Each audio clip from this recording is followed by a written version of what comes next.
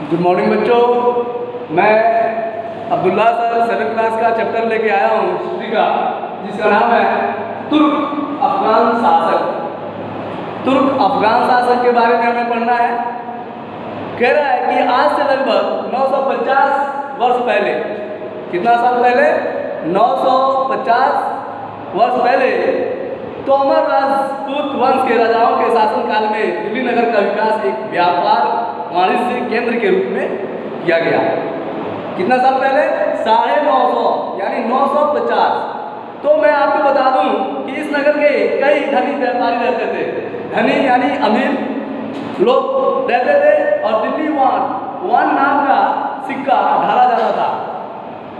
पहले के जमाने में वह कौन सा सिक्का था? दिल्ली वान नाम का एक सिक्का था जो ढाला जाता था। और 12वीं शताब्दी के मध्य में अजमेर के चौहान शासकों ने दिल्ली पर अधिकार कर लिया। वह कौन सी शताब्दी थी? 12वीं शताब्दी।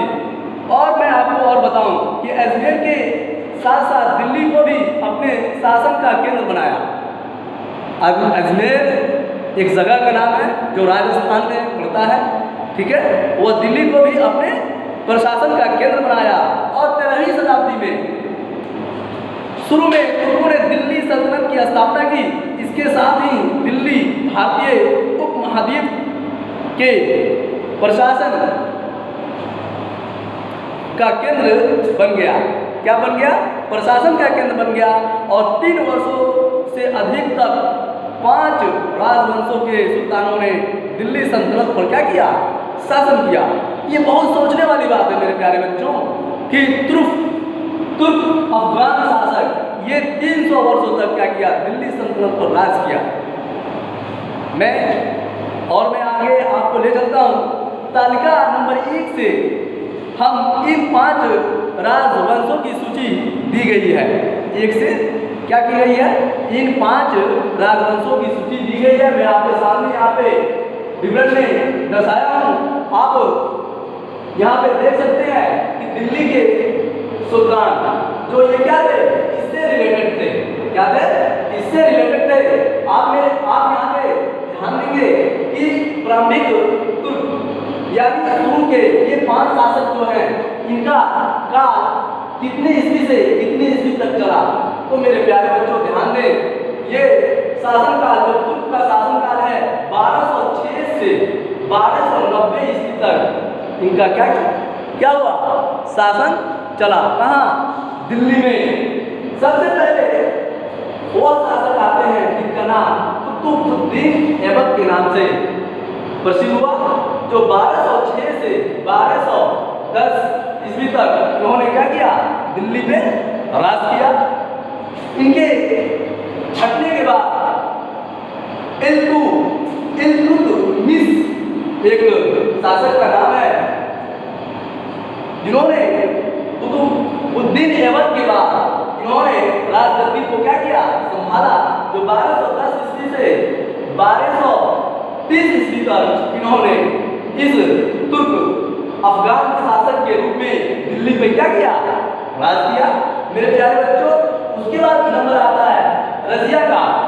रजिया का जो 1236 ईस्वी में 1236 ईस्वी से 1240 ईस्वी तक यानी 4 वर्षों तक इन्होंने क्या किया? दिल्ली पे शासन किया। उसके बाद आता है बलबन भी एक तुर्क अफगान शासक थे। इन्होंने क्या किया?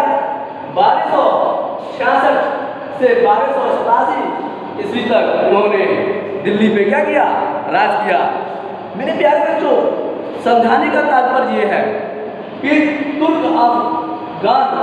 अफगान शासक कि ये कितने मध्यम में थे। तो इन्होंने क्या किया? दिल्ली के सुल्तान बन के दिल्ली पे शासन किया।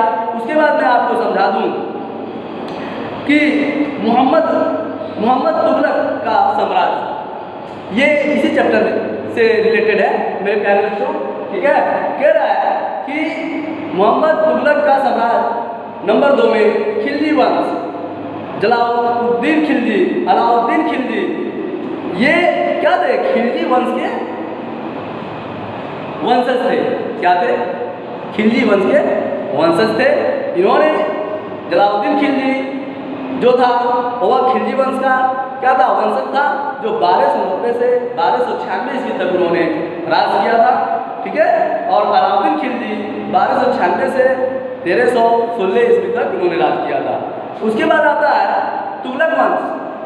खिलजी वंश के बाद तुगलक वंश का नंबर आता है मेरे प्यारे बच्चों।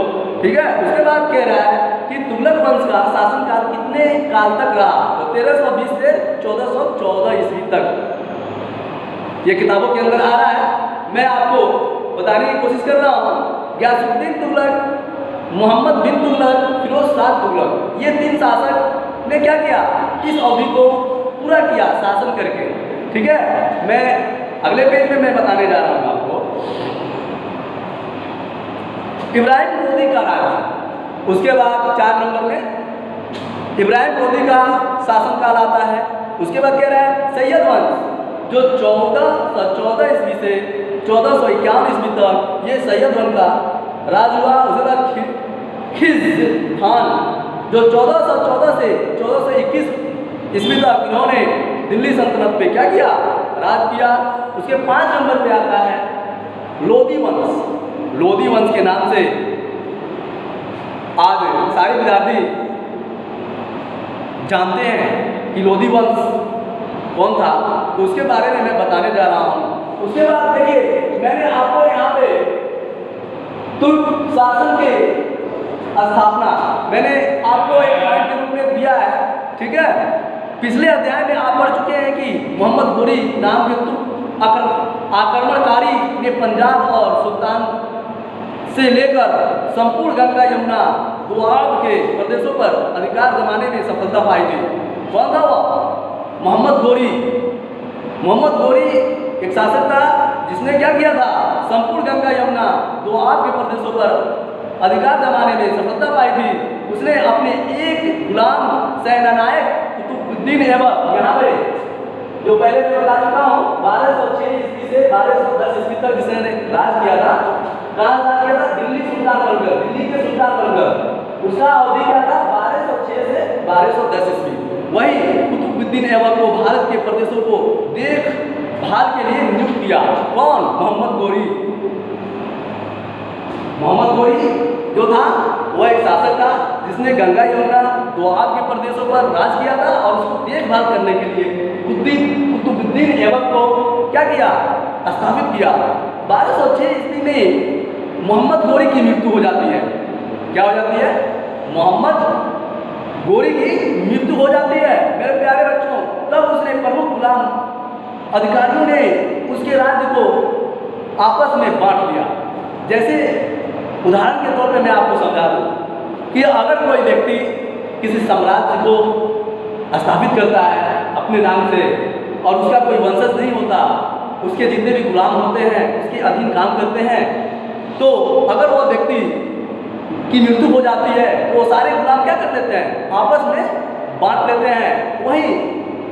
वही प्रक्रिया यहाँ पे हुआ कि जब 1206 ईस्वी में मोहम्मद गोरी की मृत्यु हो जाती है तो जितने भी गुलाम अधिकारी थे उसने सारे राज्यों को आपस में क्या किया?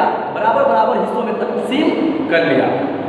इस तरह से कुतुबुद्दीन ऐबक की सिंध एवं मुल्तान के अतिरिक्त शेष भारतीय प्रांतों का नियंत्रण प्राप्त हुआ, परंतु तुर्क राज को भारत में वास्तविक रूप से स्थापित करने का श्रेय इल्तुतमिश अल्तमश, यानी इसका दूसरा नाम क्या था? अल्तमश, और उसका पहला नाम क्या था?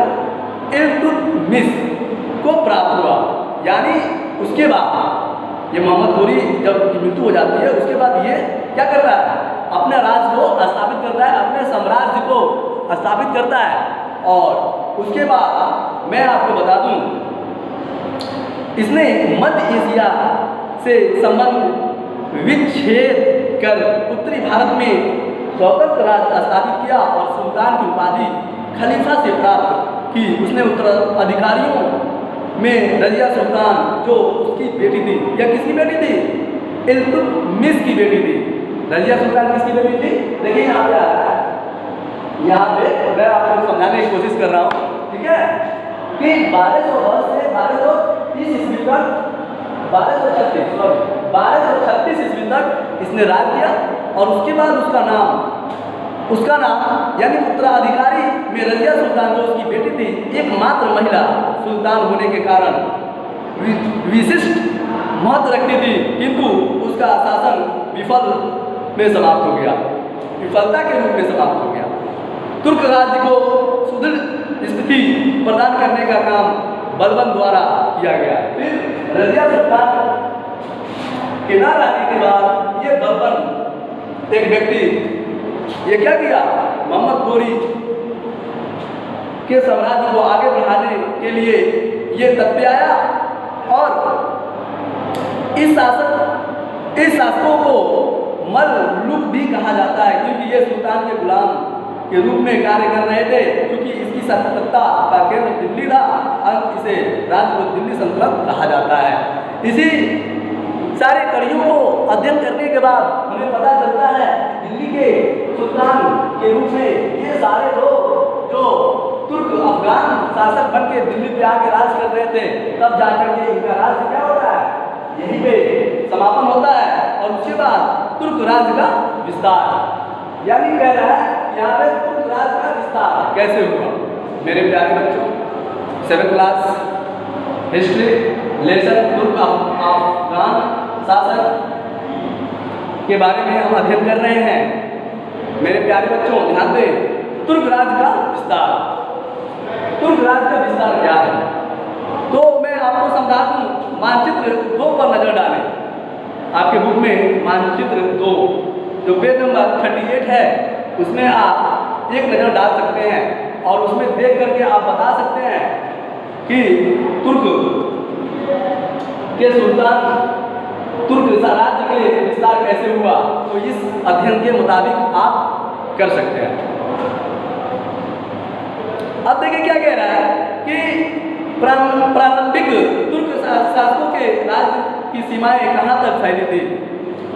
1290 ईस्वी में एक खिलजी सेनानायक ने ममलुक वंश के अंतिम सुल्तान कैकुबाद को दिल्ली की गद्दी को हटाकर नए राजवंश खिलजी वंश की स्थापना की।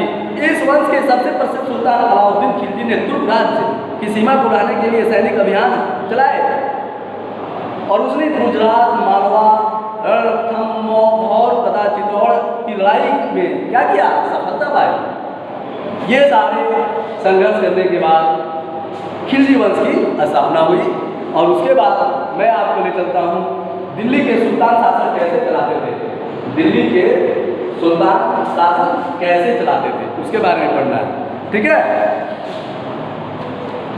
अब कह रहा है कि दिल्ली में शासन जो था वो कैसे चलता था, तो वो केंद्रीय शासन, यानी केंद्रीय शासन की मतलब होता है कि उस राज्य की राजधानी में जो शासन होती है, जिसे हम राजधानी के नाम से जानते हैं, वहाँ पे कैसे शासन चलता था उसके बारे में हमें अध्ययन करना है। मेरे प्यारे बच्चों ध्यान दीजिए, केंद्रीय प्रशासन। अब हम दिल्ली के सुल्तानों के शासन करने के तरीकों के बारे में पढ़ेंगे। हम यह जान चुके हैं कि अमीरों की नियुक्ति प्रशासनिक पदों पर की जाती थी, यानी उस वक्त के ज़माने में जो अमीर लोग होते थे वो क्या होते थे, उनकी नियुक्तियाँ क्या होती थी, प्रशासनिक पदों पर की जाती थी। सुल्तान अमीरों के सहयोग से शासन चलाने का काम करते थे और केंद्रीय प्रशासन में वित्त विभाग, वजारत में वजीर का स्थान महत्वपूर्ण था। जो शासन जब चलता था उसमें वजीर का क्या था, स्थान बहुत ही महत्वपूर्ण था। मेरे प्यारे बच्चों ध्यान दीजिए। और उसके बाद क्या था, राजस्व कर वसूली करना, आय व्यय एवं नियंत्रण रखना, वेतन बांटना, अत्ता देने की व्यवस्था करना एवं पदाधिकारियों में आरिज मलालिक, सुल्तान की सेना प्रबंधक, वकील ए दर, राज परिवार की देखभाल करना, ये सारी चीज़ें इसमें शामिल थी। तो इस तरह करके वो क्या करते थे, दिल्ली के केंद्रीय प्रशासन की व्यवस्था करते थे। उसके बाद मैं आपको बता दूं कि अक्ता व्यवस्था क्या है। अक्ता व्यवस्था ये नंबर 2, दिल्ली के सुल्तान शासन कैसे चलाते थे। नंबर 2 का पॉइंट आपके सामने लेके आया हूं मैं। दिल्ली के तुर्क शासकों ने अपने अमीरों को विभिन्न विभिन्न आकार के इलाकों में नियुक्त किया था। दिल्ली के तुर्क शासकों ने अपने अमीरों यानी उससे रिलेटेड जो लोग थे उनको तुर्क शासकों ने अपने तरीके से उनको क्या किया था, प्रोवाइड किया था, स्थापित किया था। ये इलाके अक्ता कहलाते थे। ये इलाके क्या कहलाते थे, अक्ता कहलाते थे। यानी कहने का मतलब कि दिल्ली के तुर्क शासकों ने अपने अमीरों को यानी उनके अमीर जो थे उनके द्वारा जो स्थापित किया गया था उसको हम अक्ता के रूप में जानते हैं। और इसके अधिकारी मुफ्ती या वली कहे जाते थे। इसका दायित्व तो अपने अक्ता में कानूनी एवं व्यवस्था बनाए रखने के लिए आवश्यकता पड़ने पर सुल्तान को सैनिक मदद लेना क्या करना पड़ता था। तो मैं आपको बता दिया अक्ता व्यवस्था क्या है। यानी अक्ता व्यवस्था वह व्यवस्था है कि सुल्तान के जितने भी शासक थे वो अपने अमीरों को अपने स्तर से अपने राज्यों में क्या करते थे, नियुक्त करते थे शासन को संभालने के लिए। उसी को अक्ता व्यवस्था के नाम से हम क्या करते हैं, जानते हैं। नहीं, और उसके बाद स्थानीय प्रशासन। स्थानीय प्रशासन क्या है उसके बाद हमको जानना है स्थानीय प्रशासन क्या है। समकालीन स्रोतों से सिख नाम एक प्रशासनिक इकाई का वर्णन मिलता है। सिखदार एवं फौजदार सिख से जुड़े पदाधिकारी थे। ये अपने इलाके में शांति व्यवस्था कायम रखने के लिए साथ ही राजस्व की वसूली भी करते थे। और चौधरी लगभग 100 गाँव का प्रधान होता था। चौधरी जो उस वक्त का था सारे लोग भी जानते हैं, अभी भी लोग बहुत सारे चौधरी के रूप में अपने टाइटल को नाम को देते हैं। वो चौधरी जो थे वो लगभग 100 गाँव का प्रधान होता था, मुखिया जिसको मान लीजिए आप, ठीक है। 100 गाँव का वो क्या होता था, प्रधान यानी मुखिया होता था। बाद के समय में यह परगना नामक प्रशासनिक इकाई का केंद्र बना। क्या बना, परगना नामक प्रशासनिक इकाई का केंद्र बना।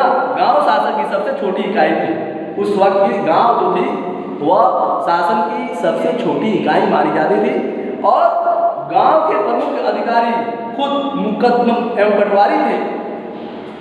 गांव के जो प्रमुख अधिकारी थे यानी मुखिया के बाद जिनका नंबर आता था अधिकारी के रूप में, वह खुद मुकद्दम एवं पटवारी थे। पटवारी लेखा पदाधिकारी होता था जो गांव की भूमि एवं लगान का लेखा जोखा रखता था।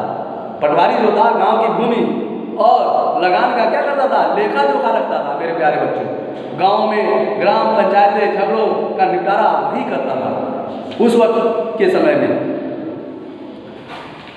अब मैं आपके सामने ये सारे विवरण के बारे में मैंने आपको समझाया और मैं यह महसूस कर रहा हूँ कि आप भी इस वीडियो को देख करके इससे रिलेटेड जितने भी तथ्य को समझाया गया है आप इस पर ध्यान देंगे।